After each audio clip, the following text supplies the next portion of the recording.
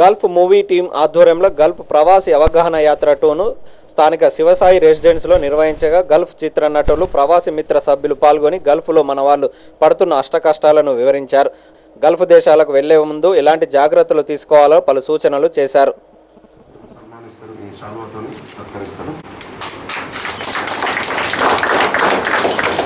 అంటే మన ప్రాంతంలో గల్ఫ్కు మన తెలంగాణ నుంచి ఒక 10 లక్షల మంది కార్మికులు పనిచేస్తున్నారు. 10 లక్షల మందిగా ఇవాళ మనం గౌరవిస్తున్నాము. మన ప్రవాసీ వర్కర్స్ మదర్గా చాలా సంతోషం అనిపించింది. అంటే ఆమె మద్దతు, ఆమె కూడా మొన్న మస్కట్ ఉమాన్ కూడా వాళ్ళ అబ్బాయి దగ్గరికి రావడం జరిగింది. అక్కడ కొంతకాలం ఉన్నారు. అయితే మా డైరెక్టర్ గారు ఒక మంచి ఆలోచన చెప్పినారు, అమ్మను మనం సన్మానించుకుందాం అని. ఇది ఇప్పుడు తీసుకునే నిర్ణయమే, ఇది ఆల్రెడీ ప్లాన్ కాదు. ఇది ప్లాన్ అయితే ఇంకా ఘనంగా చేసేవాళ్ళం. యాక్చువల్లీ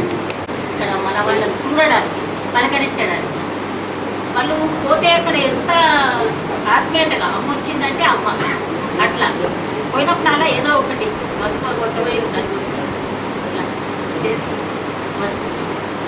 కాకపోతే ఏంటంటే పోవాలి, మనకి ఇక్కడ వర్షాలు లేవు, పంటలు లేవు సరిగ్గా. మళ్ళీ ఇక్కడ కొంచెం చదివిన పిల్లలు అక్కడికి వెళ్ళాలంటే ఇక్కడ కూలి చేయాలంటే ఇబ్బంది పడుతున్నారు. అక్కడ ఏ పైన అయినా చేయగలుగుతున్నారు. ఎందుకంటే అవుట్ ఆఫ్ పోయిన అంటే వాడి ముంగడు అవుట్ ఆఫ్ పోయిన, వాళ్ళ కొడుకు అవుట్ ఆఫ్ పోయిన, వాళ్ళకి ఏం తెలియదు ఇక్కడ వాళ్ళు అనుకుంటారు. కానీ అక్కడ వాళ్ళ పరిస్థితి ఏంటిది, ఏం సంపాదిస్తున్నారు అనేటువంటిది ఇక్కడ గుర్తించిన శ్రీ అపురూపమైనటువంటి జీవితాన్ని అనుభవించవచ్చు. అద్భుతంగా చెప్పారు. నిజంగా రమక్క గారు ధన్యవాదాలు. మా గల్ఫ్ సినిమా తరఫున మీకు శుభాకాంక్షలు తెలుపుతున్నాము. ఇప్పుడు యుఏఈ ఎక్స్చేంజ్ అంటే మనకు అక్కడ నుంచి డబ్బులు పంపిస్తే వీళ్ళు ఇస్తారు. రకరకాల సర్వీసులు కూడా చేస్తున్నారు. అంటే ఈ గల్ఫ్ అంటే అన్నీ అండి. అంటే ఒక ఏజెంటే కాదు, ఒక పోయి సక్సెస్ అయిన కాదు, ఫెయిల్ అయిన కాదు, ఇందులో ఉన్న అందరూ కూడా ఇప్పుడు ఈ వీళ్ళు కూడా చాలా ఇంపార్టెంట్ అవుతుంది. కాబట్టి మల్లేశం గారు వివరాలు చెప్పాలి.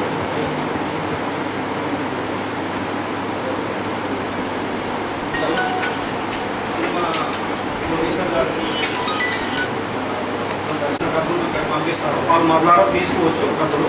అదేవిధంగా అక్కడ నుంచి ఏదైనా గల్ఫ్ కరెన్సీ అంటే దుబాయ్ కరెన్సీ కానివ్వండి, మస్కట్ కరెన్సీ, మస్కట్ రియాల్ కానివ్వండి, సౌదీ రియాల్ కానివ్వండి, ఖతార్ రియాల్ కానివ్వండి ఎక్స్చేంజ్ చేసుకోవచ్చు.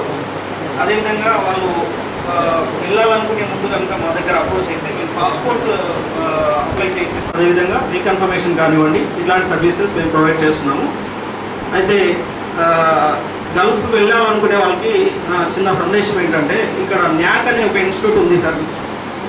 అది సెంట్రల్ గవర్నమెంట్ నుంచి వాళ్ళు ప్రొవైడ్ చేస్తున్నారు. ఆ ఇన్స్టిట్యూట్లో కనుక కొంత ఒక 3 months అంటే మనము మొదట ఎక్కడ హైదరాబాద్లో, ఆంధ్రాలో, తమిళ మద్రాసులో జరుగుతుండే ఇలాంటి కార్యక్రమాల జైచర్లో తెలంగాణ ప్రాంతం ఏర్పడిన తర్వాత, మన ఒక జైచర్ జిల్లాగా ఏర్పడిన తర్వాత ఈ కార్యక్రమాలు మన దగ్గర వచ్చి జరుగుతున్నాయని చెప్పారంటే మనకు గర్వించదగిన విషయం. ఎందుకంటే ఎక్కడ సినిమా షూటింగ్ జరిగినా కానీ ఈ కార్యక్రమాలు మనకు ప్రాంతాలు జరగడం వల్ల గల్ఫ్ మన యొక్క ప్రాంతం, ముఖ్యంగా గల్ఫ్ ప్రాంతం మీద ఆధారపడి ఉంది. ఇలాంటి కార్యక్రమాలు జరగడం మన యొక్క గల్ఫ్ కార్మికులకు అక్కడ జరుగుతున్న యొక్క ఎలాంటి ఇబ్బందులు కానీ, వారికి తీసుకోవాల్సిన జాగ్రత్తల గురించి కానీ ఈ యొక్క గల్ఫ్ సినిమా ఈ యొక్క సభల ద్వారా వారికి చేరుకుంటాయని చెప్పి నేను ఆశిస్తున్నాను. ముఖ్యంగా గల్ఫ్ యూత్ ఇక్కడ ఎలాంటి ఉద్యోగం సాధించలేనప్పుడు వారి యొక్క నిర్ణయించుకున్నది ఏంటంటే గల్ఫ్ వెళ్ళాలని చెప్పి. గల్ఫ్ వెళ్ళాలనే ఒక ఆలోచన ఎందుకోసం అంటే, నేను ఒక డబ్బు సంపాదిస్తాను, నేను ఒక కుటుంబాన్ని బాగు చేస్తానని చెప్పి తన యొక్క మొదటి నిర్ణయం అది.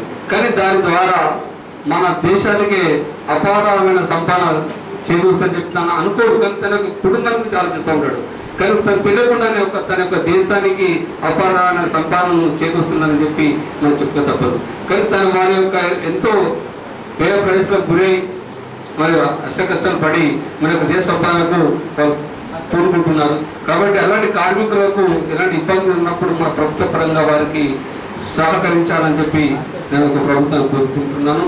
మరియు ఈ యొక్క గల్ఫ్ సినిమా ద్వారా వారికి ఇలాంటి ఇబ్బందులు తలెత్తుతున్నాయి.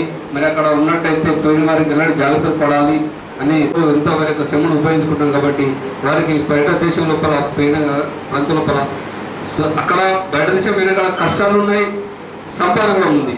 సంపాదన లేకుండా ఇప్పుడు మన ప్రాంతానికి ఒక విలేజ్లోకి వెళ్ళినట్టయితే ఒక బంగ్లా రావడదంటే అది బయట దేశం యొక్క సంపద కట్టుకున్న బంగ్లా ఉంది తప్ప ఇక్కడ ఉండి ఒక నౌకరీ తీసుకట్టిన వారు తప్ప. ఎందుకంటే వారి ఆ నౌకరీ యొక్క వ్యక్తి యొక్క బంగ్లా కట్టినంటే మీకు ఇంత సంపద ఎక్కడ వచ్చింది, ఇంత లంచం తీసుకొని తప్ప బంగ్లా కట్టిన చెప్పి అంటారు తప్ప ఆ బయట అనే ఒక సొంత ప్రాంతం లోపల పెట్టుబడి పెట్టక ఇంకొక పెడతా ఉన్నాడు. మరి ఈ మన కార్మికులు బయట సంపాదించుకొని వచ్చి దర్జాగా గల్లేరు వేసుకొని తన పుట్టిపోయిన ప్రాంతం లోపల ఊరు ఉంటున్నాడు, బంగ్లా కడుతున్నారు, ఇంకొకరికి ఉపాధి చూపిస్తున్నాడు, ఇంకొకరికి తోవ చూపిస్తున్నాడు. కాబట్టి దీనికి అంటే మనం మరి వారిని ఒక ఎంకరేజ్ చేసినట్టయితే ఇంకా మునుమును కూడా చాలా బాగుంటుందని చెప్పి తెలియజేస్తూ గల్ఫ్ అనే సినిమా ఖచ్చితంగా బాగా ఆడుతుంది, నాకు ప్రేక్షకులు ఆదరిస్తారని చెప్పి నేను అభిమానాన్ని వ్యక్తం చేస్తూ ఈ అవకాశం భీమరెడ్డి గారికి, ప్రవాసి మిత్ర ఎడిటర్ మంద భీమరెడ్డి గారికి, మరి యొక్క మన స్టేజ్ మీద ఉన్న ప్రతి ఒక్కరికి ధన్యవాదాలు మరియు ప్రేక్షకులకు